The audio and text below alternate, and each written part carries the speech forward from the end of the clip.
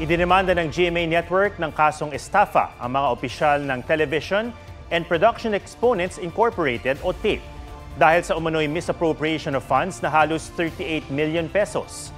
Ang kasong estafa with abuse of confidence ay inihain sa Quezon City Office of the City Prosecutor laban sa TAPE executives na sina Romeo Halushos Jr., Romeo Halushos Sr., Seth Frederick Bullet Halushos, Malu Choa Fagar, Micaela Magtoto at Zenaida Buenavista. Nag-ugat ang reklamo sa kabiguan ng mga respondent na ilimit ang nakolekta nilang advertising revenues perang nakalaan na dapat sa GMA Network sa ilalim ng isang 2023 assignment agreement.